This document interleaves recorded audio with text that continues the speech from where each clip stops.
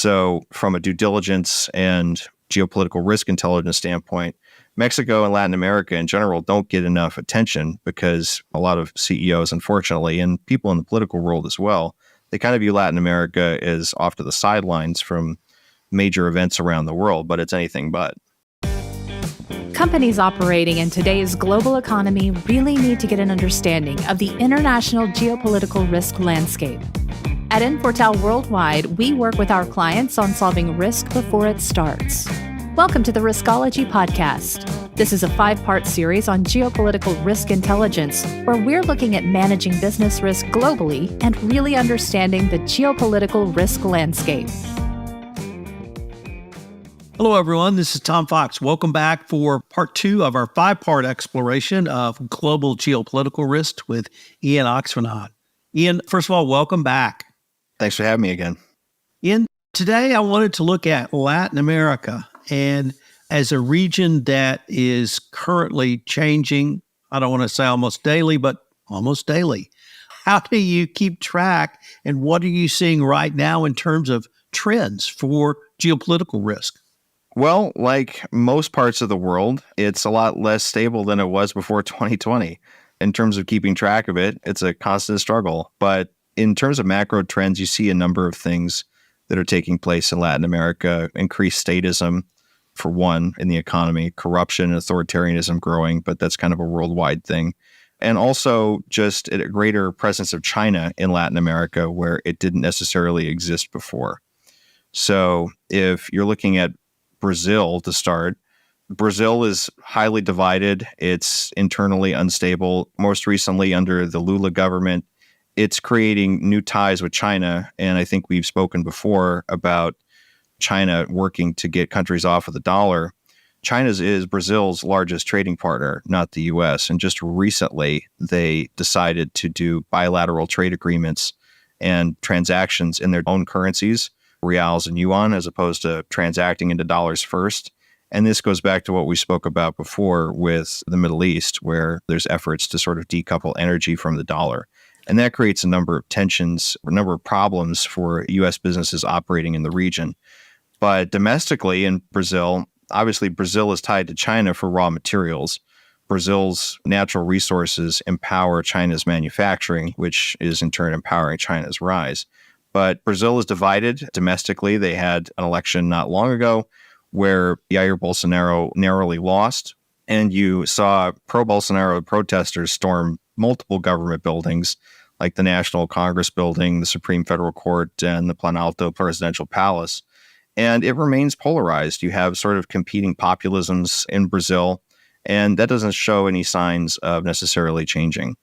And obviously, China entering the mix, this signals a regional shift tilting towards China because Brazil is the largest economy in the region. Even though Portuguese was only in one country as opposed to Spanish, Brazil carries a lot of weight economically.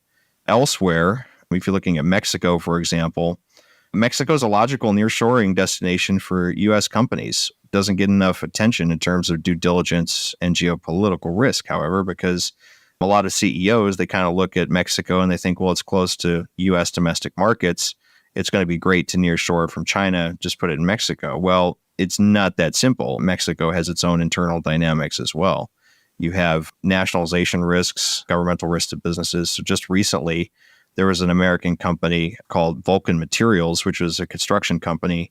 It had its facilities on the Caribbean coast seized by the Mexican military. And this in part is driven by a political dispute driven by the AMLO government and his efforts to get materials into a nearby area in Mexico from a disputed facility in order to finish a train project for the tourism industry. But that internal dispute actually resulted in the seizure of this construction facility that belonged to a U.S. company.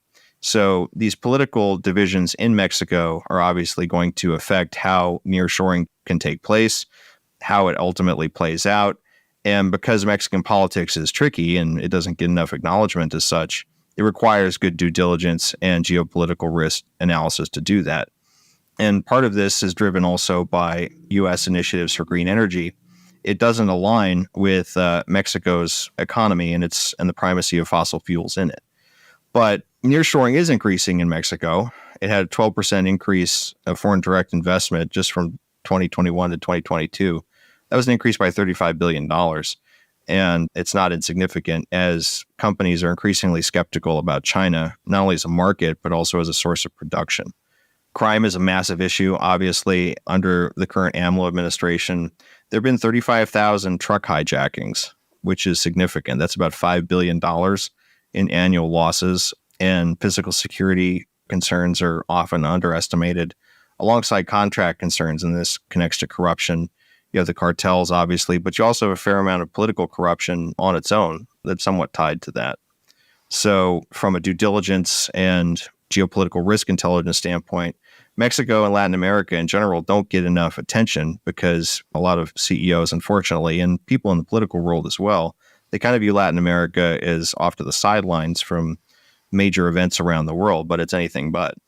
We focus on the nearshoring and countries in Central America, Guatemala, Costa Rica, Nicaragua, perhaps Panama. I've seen numbers of companies looking at Central America as well. Have you seen that? And if so, are the risks in Central America similar or different from Mexico? They're similar in the sense that you have some of the same risks stemming from state intervention in the economy, corruption, authoritarian type risks. The crime risks are a little different there, and that's largely the result of the supply chain for drugs and things smuggled into the U.S. Mexico is closer. So the farther south you go, the less salient some of those same dynamics become. So it is a little different, even though some of the geopolitical risks are obviously the same. So that's still something that companies need to invest in if they're looking at Central America or the Caribbean for that matter. And once again, turning to my favorite industry, the energy industry, I have to drill down into Venezuela. I've done business with PDVSA many years ago. That no longer is the case.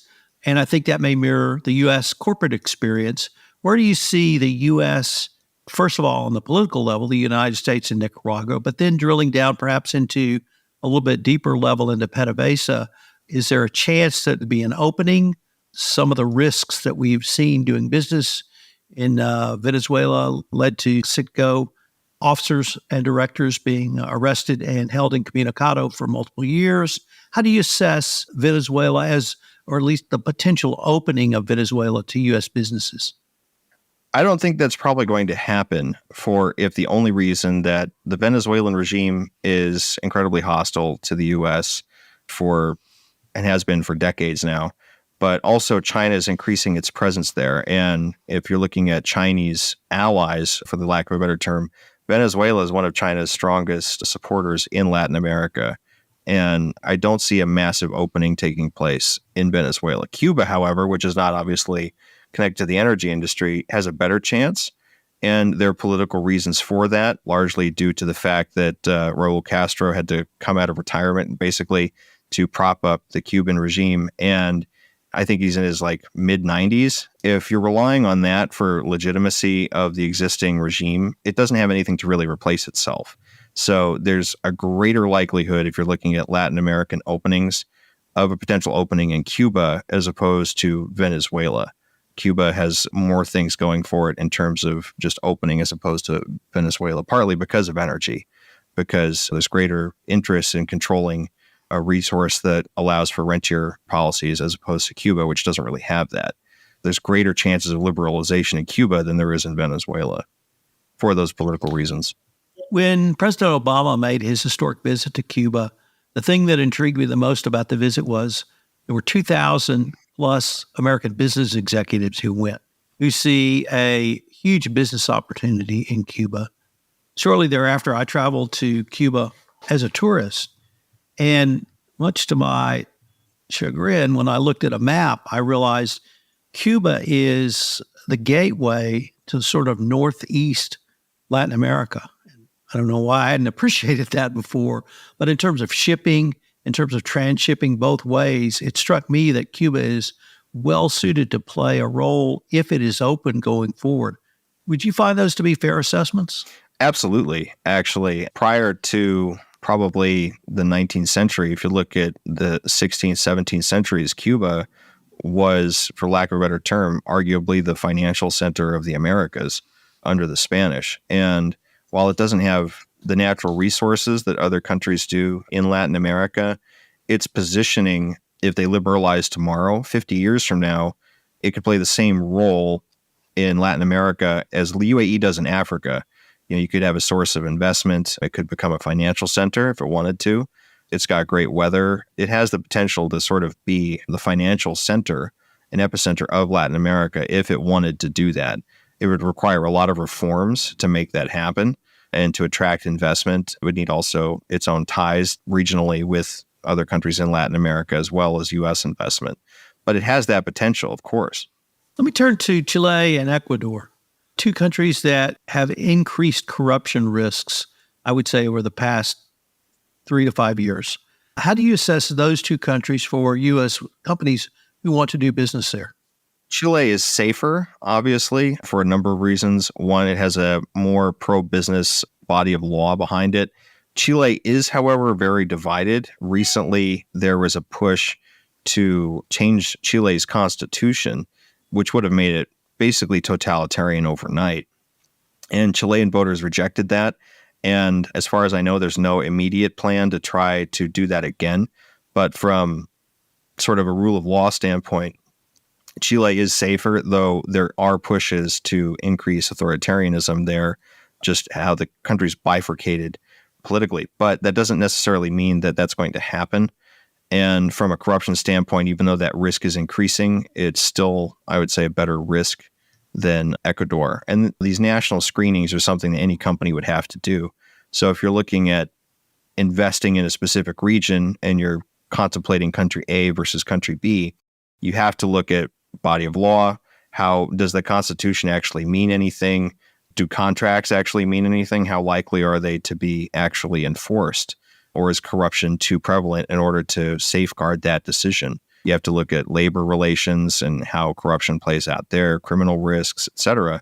And those are all factors that go into play. And that requires good screening. It's not just what's written down on paper. That requires going above and beyond just whatever constitutional or legal agreement is there. It requires actually looking at precedent, how they play out with other competitors, et cetera, in that specific country. Chile has its risks. Ecuador looks more unstable for a number of reasons. Partly they had recent violence there electorally. If I had personally had to pick, I would pick Chile. Well, Ian, unfortunately, we are near the end of our time for this episode, but I hope our listeners will join us in part 3, where we take a look at Russia and Ukraine.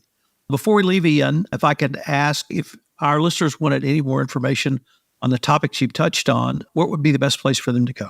Our website, Infortal Worldwide. Ian, I look forward to continuing this conversation.